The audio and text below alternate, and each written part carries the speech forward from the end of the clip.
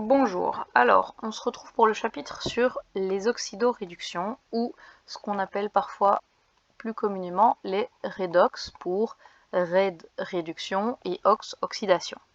Donc les réactions d'oxydoréduction, c'est les réactions que on découvre, enfin qui ont lieu dans les piles. Alors on en a parlé un tout petit peu l'année passée lorsqu'on a fait de la thermo. Parce que si vous vous souvenez, je vous ai dit que l'énergie chimique qui était stockée dans les molécules pouvait être transformée en diverses formes. Il y avait l'énergie lumineuse dans les bâtons qu'on craque en boîte de nuit, l'énergie thermique avec les petites chaufferettes qu'on met dans les bottes de ski, l'énergie mécanique quand on ouvre une bouteille de champagne par exemple, et je vous avais cité l'énergie électrique en vous disant qu'on en reparlerait quand on ferait les redox. Et bien voilà, on y est. Alors, comment est-ce qu'une pile fonctionne? Là, on a le schéma très simplifié d'une pile. Eh bien, une pile, dans une pile, il y a deux composants. Un composant qui va donner des électrons, donc un donneur d'électrons. Ces électrons vont quitter la pile, être absorbés par la petite tige métallique de l'appareil dans lequel ils sont, et puis circuler dans cet appareil pour être récupérés par un autre individu qui, lui, va recevoir les électrons du premier. Donc on a donc un donneur d'électrons et un receveur d'électrons. Ils sont séparés physiquement dans la pile de façon à ce que pour que la réaction puisse avoir lieu, eh bien, on doit fermer le système électrique. Donc à chaque fois que, par exemple, imaginons que cette pile est dans une télécommande, quand je n'appuie pas sur le bouton de la télécommande, le circuit est ouvert, donc les électrons ne peuvent pas circuler. Une fois que j'appuie sur le bouton de ma télécommande et que donc la petite lumière s'allume, en fait, en poussant sur mon bouton, je pousse la tige métallique qui vient fermer le circuit électrique et qui permet du coup aux électrons de circuler, de faire donc fonctionner ma télécommande et d'être récupérés de l'autre côté. Et puis dès que j'utilise plus ma télécommande, hop, le système se rouvre parce que j'appuie plus sur le bouton. Ça, c'est le principe de la pile. Alors, on a donc un donneur d'électrons qui s'appelle le réducteur. Il perd des charges moins, vu qu'il perd des électrons, et donc il va devenir chargé positivement. Alors attention, c'est pas forcément positif, parce qu'il pourrait déjà être chargé positivement. Donc on pourrait par exemple avoir un X+, qui devient, en perdant un électron, X2+. Donc là, c'est un petit raccourci que j'ai pris. Il devient en tout cas chargé plus positivement que ce qu'il était vu qu'il a perdu des électrons. Et on a un accepteur d'électrons qui est l'oxydant et qui va devenir donc plus négatif. Il gagne des charges moins, il devient donc chargé négativement. Là, c'est la même chose. On pourrait avoir un Y- qui gagne encore des électrons et qui devient Y2-. Alors si on découpe cette pile en deux, de façon à essayer de mieux comprendre ce qui se passe, on peut représenter cette pile comme ça. En fait, ce qu'il se passe, c'est que dans une pile, on a deux pôles. Un pôle négatif, qu'on appelle l'anode, et un pôle positif, qu'on appelle la cathode, ce que vous avez dû voir quelque part en physique. Alors, à l'anode, on a une molécule. Ici, c'est du zinc, et de l'autre côté, c'est du cuivre. Alors, du côté de l'anode, les électrons, ils se déplacent toujours de l'anode vers la cathode. Pourquoi? Parce qu'ils sont chargés négativement et qu'ils vont donc être attirés par les charges plus. On a donc le donneur d'électrons qui se trouve du côté de l'anode. Ce donneur d'électrons, ici c'est du zinc, il va donc donner des électrons et se transformer en Zn2+. Comme il se transforme en Zn2+, le Zn2+, c'est une substance, c'est un ion, donc c'est forcément aqueux, ce Zn2+, va dans le liquide qui est à l'intérieur de la pile, pendant que les électrons, eux, hop, partent de l'autre côté et arrivent à la cathode. Les électrons étant à la cathode chargés négativement, ils vont attirer les Cu2+, qui se baladent dans le liquide qui est toujours dans ma pile. Donc là, j'ai des Cu2+, qui vont donc se coller à la cathode en captant les électrons, qui sont ici, et former une couche de cuivre au-dessus de ma cathode. Donc ça veut dire qu'au fur et à mesure que ma pile fonctionne, j'ai ma cathode qui devient de plus en plus grosse, de plus en plus épaisse, et à l'inverse, j'ai mon anode qui devient de plus en plus fine jusqu'à finir par disparaître une fois que ma pile est plate. ça c'est le principe de la pile. J'ai donc le donneur d'électrons qui va disparaître au fil du temps et le capteur d'électrons qui lui va s'épaissir et apparaître en fait au fil du temps. Le donneur d'électrons, c'est celui qu'on appelle le réducteur, donc le Zn ici est le réducteur. Et à la cathode, on a le capteur d'électrons, qui est donc ce qu'on appelle l'oxydant. Alors, le pont salin qui est entre les deux. Ce pont salin, il fait passer des charges SO4 2-, ou d'un côté ou de l'autre. Pourquoi? Parce qu'à force de d'avoir des électrons qui passent à gauche, le système va être déséquilibré d'un point de vue charge. Ça veut dire qu'on va avoir une accumulation de charges négatives de ce côté-là et une accumulation de charges plus de ce côté-là qui apparaissent. Or, le milieu, la pile doit rester neutre en totalité. Et donc, à chaque fois qu'on a un électron qui passe de ce côté-là, il y a des SO4 2- qui vont de ce côté-là pour que l'équilibre des charges dans les deux parties de la pile soit identique. Donc ça, c'est le principe de base de la pile. On a donc un élément qui va donner des électrons, c'est le réducteur, et un élément qui va capter des électrons. Ces électrons passent à travers un circuit électronique qui va faire fonctionner les appareils dans lesquels la pile est mise. Alors, avant d'aller plus loin et de pouvoir équilibrer une réaction d'oxydoréduction, il va falloir passer par le calcul des étages d'oxydation des atomes dans les molécules. Alors l'étage d'oxydation ou le nombre d'oxydation ou l'état d'oxydation aussi, tout ça c'est des synonymes. L'étage d'oxydation, déjà c'est spécifique à un atome. Donc vous prenez du rouge, l'étage d'oxydation est spécifique à un atome. Donc on en parle toujours pour un atome et jamais pour une molécule. Cet étage d'oxydation, la définition est là, ça correspond au nombre d'électrons qu'un atome a gagné ou perdu partiellement ou totalement dans une molécule. Alors exemple avec H2O. Si je dessine la molécule d'H2O et que vous vous rappelez un peu de l'année passée, delta plus, 2 delta moins parce que c'est des covalentes polarisées. Eh bien, l'étage d'oxydation du H, c'est le nombre d'électrons que H a perdu ou gagné. En l'occurrence, il est moins électronégatif, donc il les perd, partiellement ou totalement. Donc on s'en fiche que ce soit une covalente. Il a perdu un électron partiellement, il est donc plus 1. Lui, même chose, il est plus 1. Et l'oxygène, qu'est-ce qu'il a fait lui? Il a gagné 2 électrons, partiellement, mais on s'en fiche parce qu'on n'en fait pas la différence. Donc il a gagné 2 électrons, il est donc moins 2. Alors, il y a deux choses. On peut trouver l'étage d'oxydation des atomes en dessinant les molécules, mais ça veut dire qu'il faut pouvoir les dessiner correctement. Donc plutôt que de dessiner les molécules, on a 4 règles qui vont permettre de calculer ces étages d'oxydation sans être obligé de devoir retourner dans le chapitre de géométrie spatiale et de refaire toutes les molécules, même si techniquement vous êtes censé savoir les dessiner. Alors, il y a eu un problème de tabulation, donc c'est bien un 1, un 2, un 3 et un 4 ici. Alors, la première et la deuxième règle peuvent être fusionnées en une seule. L'étage d'oxydation d'un atome isolé. Un atome isolé, c'est quoi? C'est un atome qui est tout seul dans une réaction chimique, par exemple Al plus H2SO4. Al, c'est un atome qui est seul. C'est pas du Al2SO4-3 par exemple, c'est juste de l'aluminium. Donc il est isolé.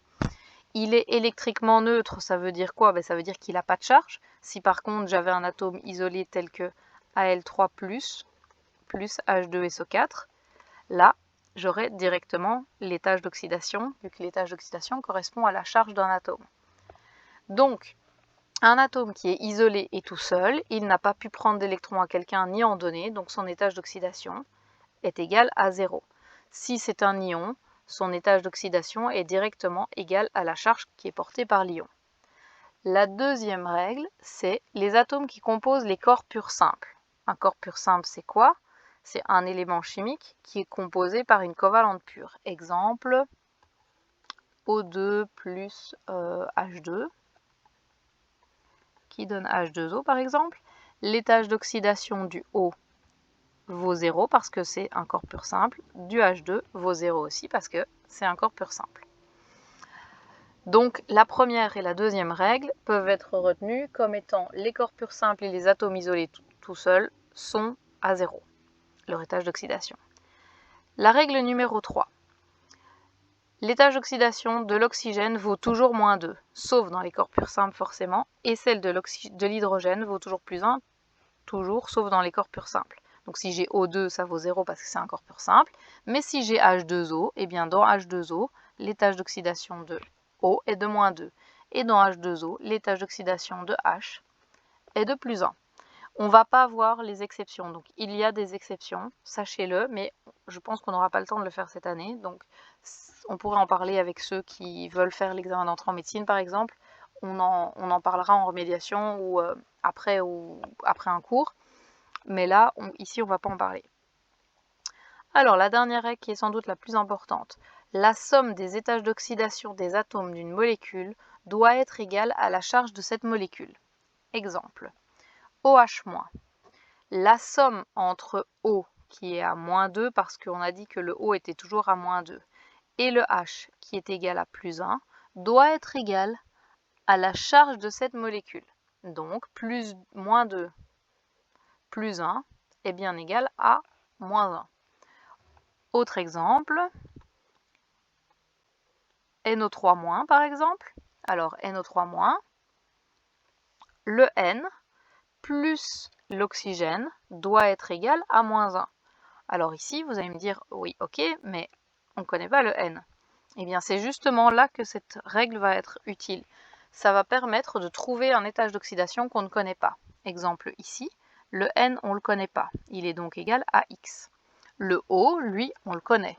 Il est égal à moins 2, vu qu'on a dit que l'étage d'oxydation d'un O était toujours égal à moins 2, sauf dans les exceptions, mais qu'on a dit qu'on ne parlerait pas des exceptions pour le moment. Donc, comment est-ce qu'on fait? On pose que X plus les atomes de l'oxygène, les étages d'oxydation de l'oxygène, mais j'ai combien d'oxygène? J'en ai 3, donc plus 3 fois l'étage d'oxydation de l'oxygène moins 2 doit être égal à la charge portée par cet atome, autrement dit, moins 1. Donc X va être égal, donc X moins 6 va être égal à moins 1. X est égal à plus 5. Ça, c'est pour les règles. Alors, un autre exemple ici, SO4 2-, on a l'étage d'oxydation de S, c'est l'inconnu. 4 fois celui de l'oxygène qui est égal à moins 2 doit être égal à moins 2, donc le X est égal à plus 6. Ça veut dire quoi? Ça veut dire que le S a un étage d'oxydation de plus 6, il a donc perdu 6 électrons. Dans Mn2O7, même chose. On a 2X, donc Mn, c'est l'inconnu. Donc on a 2X plus 7 fois moins 2, parce qu'on a 7 oxygènes. Le tout doit être égal à quoi? À la charge de la molécule. Ici en haut à droite, je n'ai rien, donc ça doit être égal à 0. Ça nous donne donc que 2x doit être égal à moins 14 qui passe de l'autre côté, 14. X est égal à plus 7. Alors, ça veut dire aussi qu'un même étage d'oxydation, un même élément chimique peut avoir plusieurs étages d'oxydation. Donc c'est pas parce qu'on a vu ici une fois qu'un S était égal à plus 6 que d'office en interro vous allez voir un S et vous dire qu'il est égal à plus 6, parce que ça va dépendre de ce qu'il fait dans les molécules.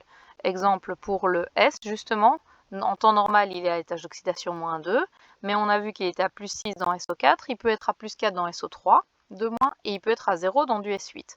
Alors pourquoi est-ce que ces étages d'oxydation varient? Eh bien simplement parce que ça va dépendre de la géométrie que prend la molécule et de ce que fait le S dans la molécule. Exemple dans SO4. Dans SO4, le S, il est lié à 4 oxygènes. Et il est lié comment à 4 oxygènes? Alors si vous vous souvenez de votre géométrie spatiale, ça donne quelque chose comme ça. Ça, c'est du SO4 2-. Et dans le SO3, par contre, il est lié à un O doublement, à un oxygène qui a 3 et un autre oxygène qui a 3 doublets.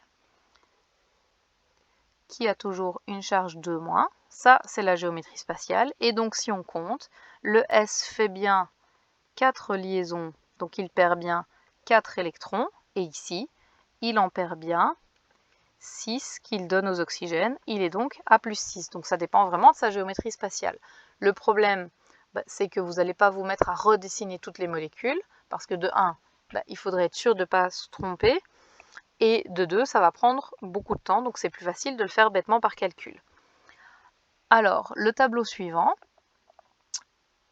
Alors, il fait un peu peur comme ça, mais en réalité, il vous permet de savoir que les éléments de la première colonne, ils ont toujours un étage d'oxydation de +1. Il n'y en a pas d'autres. Les éléments de la deuxième, ils ont toujours un +2, et les éléments de la troisième, ils ont toujours un +3. Pourquoi? Parce que si vous vous rappelez un tout petit peu, pour faire l'octet, un élément de la première, deuxième ou troisième colonne ne peut pas faire grand-chose d'autre que donner soit son électron ou ses électrons. Donc ils n'ont pas le choix.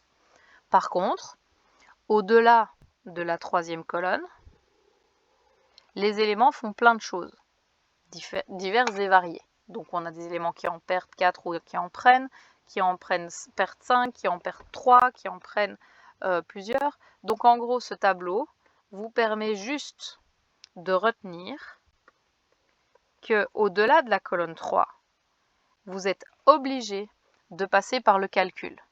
Donc dès que j'ai un élément qui est dans cette colonne 4, 5, 6 ou 7, je vais être obligé de passer par le calcul pour trouver son étage d'oxydation. Je ne vais pas pouvoir le faire autrement. Ça, c'est le premier pas des redox. Donc, si vous vous souvenez de la stochio, quand on pondère la réaction, c'est la première étape. Écrire et pondérer la réaction. Si on plante déjà la pondération, vous avez 9 chances sur 10 que tout le reste de votre calcul soit faux et que vous n'ayez pas les bonnes quantités stoichiométriques. Eh bien, en redox, c'est pareil. Si le calcul de l'étage d'oxydation n'est pas bon au départ, vous avez d'office 100% de chance que votre exercice soit faux. Donc il faut vraiment que vous fassiez gaffe à savoir calculer ces étages d'oxydation. Donc pour ça, on va faire un petit exercice, un tout petit, donc qui est de calculer les étages d'oxydation des différents atomes qui suivent.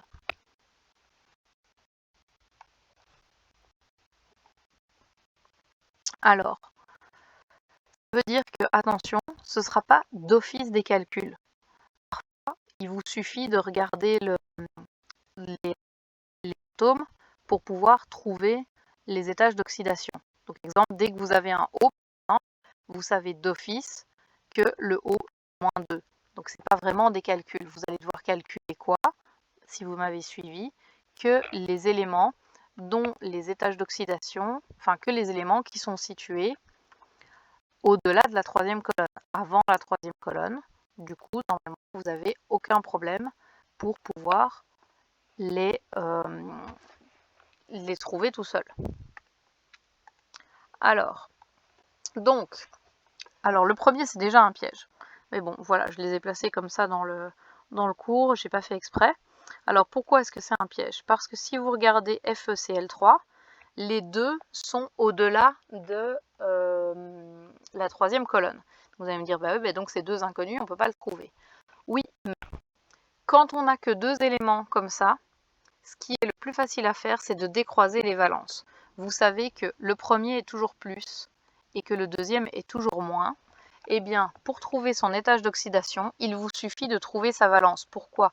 Parce que la valence correspond au nombre de liaisons que vous avez fait pour perdre ou gagner les électrons qui vous manquaient ou que vous aviez en trop. Donc forcément, si le Fe avait la valence 3 qu'il a donnée au chlore, le Fe va avoir l'étage d'oxydation plus 3.